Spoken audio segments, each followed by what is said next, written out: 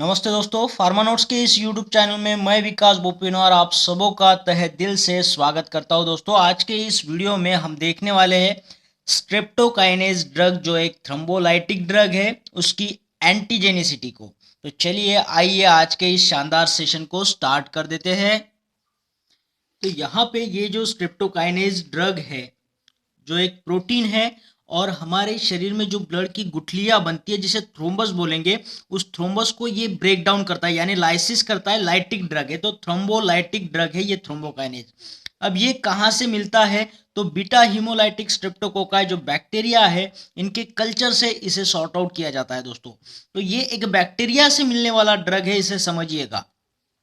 अब कभी ना कभी हमारे जिंदगी में ये बैक्टीरिया हमें इन्फेक्ट कर जाता है, ठीक है। एज अ बैक्टीरिया ये हमें इन्फेक्ट कर सकता है।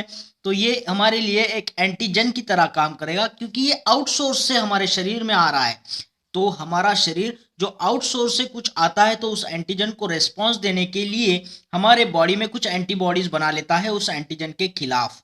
तो जब ये एंटीजन के खिलाफ एंटीबॉडी बना लेता है तो बॉडी में एंटीजन एंटीबॉडी रिएक्शन स्टार्ट हो जाते हैं, जिसकी वजह से हमारे शरीर में एलर्जीज प्रोड्यूस होती है दोस्तों। तो ये एलर्जिक रिएक्शन देता है, हाइपर सेंसिटिविटी देता है, हमारे बॉडी का टेम्परेचर बढ़ा देता है। तो यहाँ पे तो कुछ एंटीबायोटिक ड्रग लेके हम ये उस पेशेंट को ठीक कर सकते हैं, लेकिन आगे बढ़ के जिंदगी में इसके शरीर में अगर ब्लड की गुठलियां बन गई जिसकी वजह से इसे सांस लेने में दिक्कत हो सकती है या फिर किसी ऑर्गन को ब्लड का सप्लाई पहुंचने में दिक्कत पहुंच सकती है उसकी वजह से। जैसे मान लो कि हार्ट को अगर ऑक्सीजन पहुंचने में दिक्कत आ रही हो थ्रोम्बस की वजह से, तो उसे मायोकार्डियल इंफार्क्शन भी हो सकता है, ब्लड पहुंचने में दिक्कत हो सकती है। तो उस केस में हम उस पेशेंट को ट्रीट करने के लिए थ्रोम्बोलाइटिक ड्रग की तौर पर स्ट्रेप्टोकाइनेज ड्रग देना चाहेंगे। लेकिन जबकि ये स्ट्रेप्टोकाइनेज ड्रग हमने एक बैक्टीरिया के सोर्स से निकाला हुआ है जो स्ट्रेप्टोकोकाई बैक्टीरिया है, तो उसकी वजह से ये भी उस पेशेंट के लिए एक एंटीजन की तरह काम कर सकता है।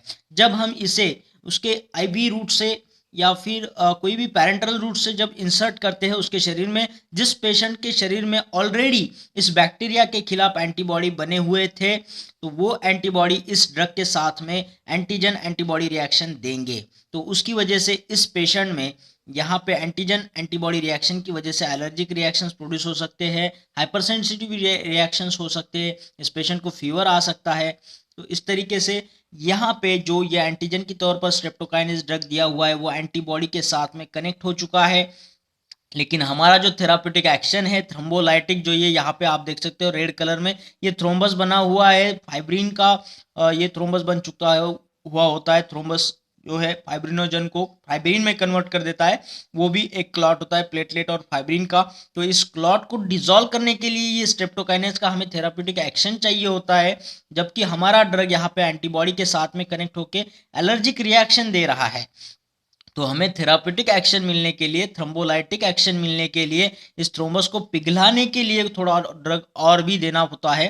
तो स्ट्रेप्टोकाइनेज का डोज थोड़ा सा बढ़ा देना चाहिए ऐसे पेशेंट में। तो स्ट्रेप्टोकाइनेज जो है आगे जाकर के प्लास्मिनोजन को प्लास्मीन में कन्वर्ट करे और ये प्लास्मीन फाइब्रिन को थ्रोम्बस को ब्रेक डाउन करे और हमें फाइब्रिनोलाइसिस थ्रोम्बोलाइसिस एक्शन दे सके। तो इसके लिए थोड़ा सा इसका क्वांटिटी ज़्यादा देना होता है दोस्तों, ताकि कोई थेराप्यूटिक फेल्योर ना आए, है ना। जबकि एंटीबॉडी प्रेजेंट है तो एंटीजन एंटीबॉडी रिएक्शन में पूरा ड्रग चला गया तो हमें जो थ्रोम्बोलाइटिक एक्शन चाहिए वो नहीं मिल पाएगा, तो इसे थेराप्यूटिक फेलियर कहेंगे। तो थेराप्यूटिक फेलियर से बचने के लिए इसका मात्रा थोड़ा बढ़ा के देना चाहिए ताकि प्लास्मिन बने और फाइब्रोलाइसिस थ्रोम्बोलाइसिस इफेक्ट हमें मिले दोस्तों, ठीक है। तो वही लाइन मैंने यहाँ पे ऐड की हुई है।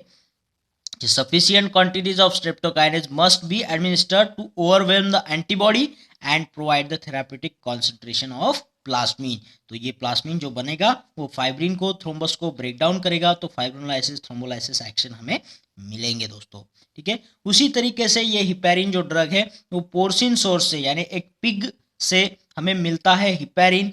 तो ये हिपैरिन भी एक एंटीजेनिक के जैसा काम करता सकता है, इसके खिलाफ भी शरीर में एंटीबॉडी बन सकते हैं और जब एंटीबॉडी बनते हैं तो एंटीजन एंटीबॉडी रिएक्शन के तौर पर एलर्जीज हाइपर सेंसिटिविटी देखी जा सकती है दोस्तों, ठीक है, तो इस वीडियो में इतना ही दोस्तों। आशा करता हूँ आपको ये वीडियो अच्छा लगा होगा, पसंद आया होगा। अगर ऐसा हुआ है तो इस वीडियो को लाइक शेयर जरूर बनता है दोस्तों। और हाँ, उन लोगों से दरखास्त है, दिल से गुजारिश है दोस्तों, जिन लोगों ने चैनल को अभी तक सब्सक्राइब नहीं किया है, चैनल को सब्सक्राइब कर दीजिएगा और उसके बाद आने वाले बेल आइकन को जरूर क्लिक करिएगा दोस्तों। बेल आइकन को क्लिक करने से होता क्या है कि जब भी वीडियो आएगा आपको एक नोटिफिकेशन, एक मैसेज जारी होगा दोस्तों, जिसकी वजह से आपका कोई भी वीडियो मिस नहीं होगा और आपकी नॉलेज आगे में ऐसे ही बढ़ती रहेगी। तो फिर मिलते हैं एक और बेहतरीन वीडियो के साथ में, तब तक के लिए थैंक यू।